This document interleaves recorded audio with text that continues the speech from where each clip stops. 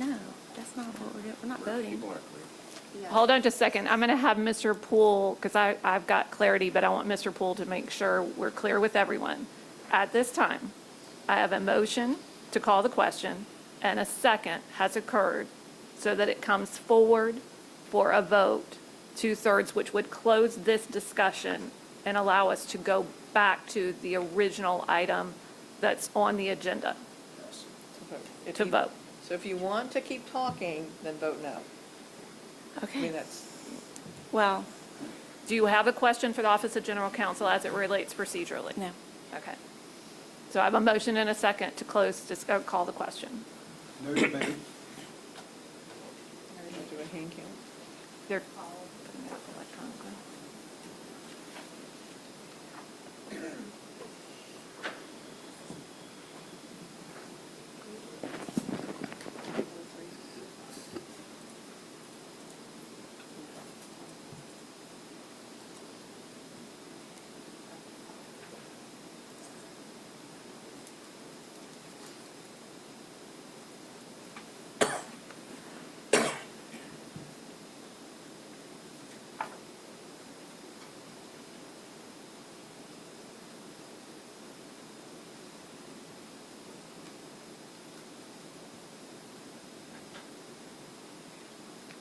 That motion passes 5-2, which is a 2/3 majority.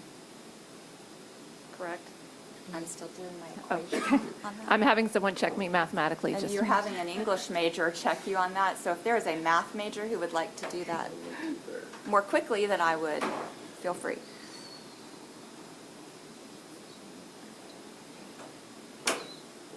If 4.67 of you voted yes, then Okay. it passed. Okay, you. we're And good. since we That's, had five, I will we- say mathematically in my head it worked, but we have a very good vice chair who always helps me. So at this time, we go back to the original item that was on the discussion agenda, and we go to that vote, which is that the board vote to approve the recommendation by the Office of General Counsel as it relates to the superintendent's employment. So we're now voting on that item.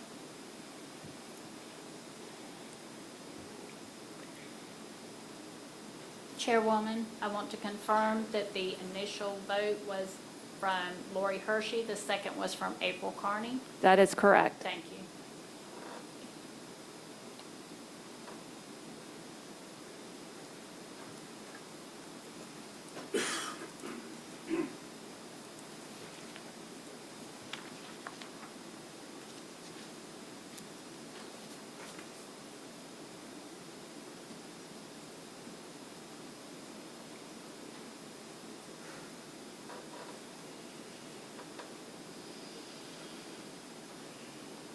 That item passes 4-3.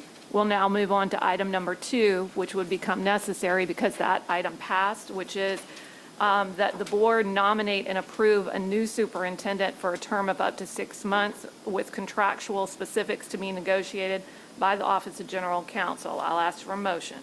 Just a moment, please. No.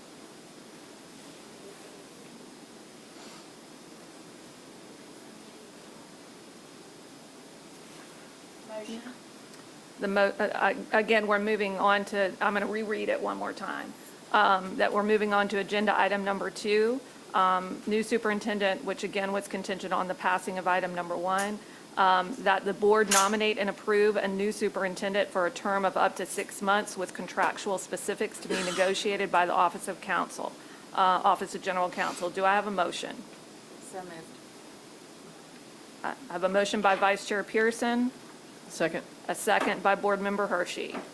At this time, we'll open up for any discussion on this item, and I'll start with, given the notion that we have a date effectiveness of retirement at this point, it has been this board's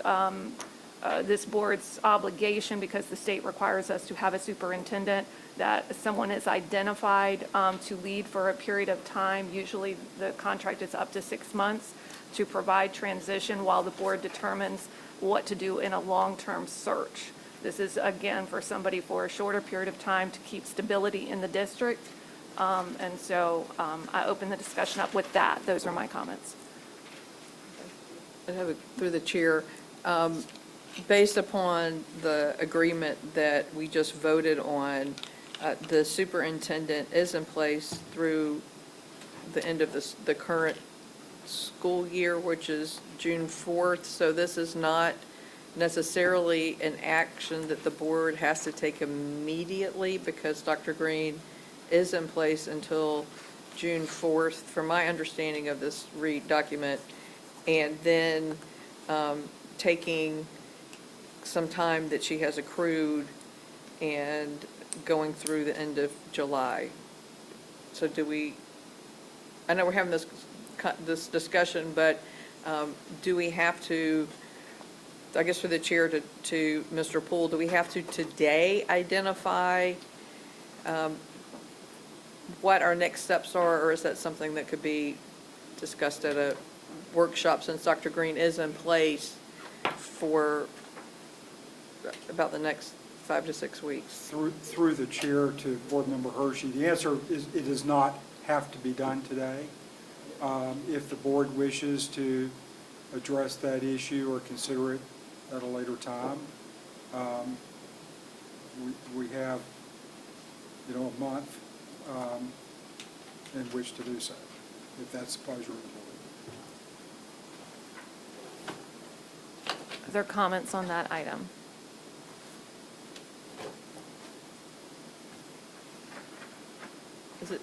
I'm curious what the will of the board is do we want to identify someone who will step in June, that date identified in the contract in June, now, or is that a conversation for another time?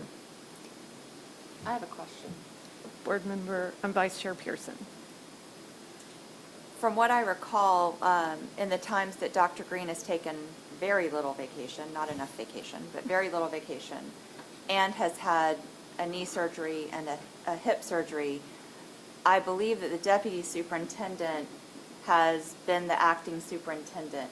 Why would that not happen, at least for the period of time that Dr. Greene is on leave until she retires? Why wouldn't that just automatically happen? I would like to add a question on that. She's being placed in surplus after the June 2nd date. So does that designation, I'm in concurrent, our deputy super does step in routinely. And so, but if the superintendent's, that's for when she's on medical leave or annual leave, if she's being placed in surplus, which is what this contract stipulates. So what, does that change that in any way or not? I will confess that I heard that term today for the first time, and so I'm not familiar with that process. So candidly, I don't know. I don't know if Mr. Phillips knows the answer to that. I've heard that in the context of, say, teachers, where you have multiple teachers and one, you may have an excess teacher, so you may move a teacher to another area. I don't know in the context of an administrator who's one of a kind, how that works. So I honestly don't know the answer to that. And I hate to put Mr. Phillips on the spot, I just don't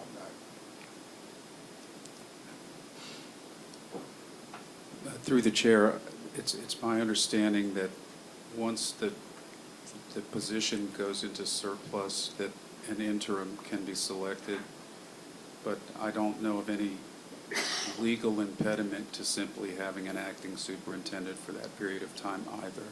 So it's kind of up to the board, I think.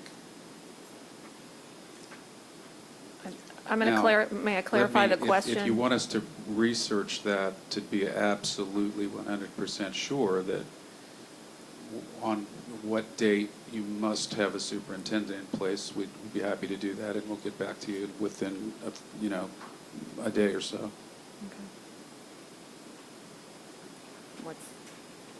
Okay. Board Member Willie. Yeah, through the chair, I think based on where we are, I don't think there's any way we can select someone right now. I mean, we just found out this information. Okay. So I think that we should sort of number one, figure out our short list, maybe the chair does that, and then also figure out willingness, because this is going to be a shakeup. So if folks are even willing to sort of tackle and take on that opportunity.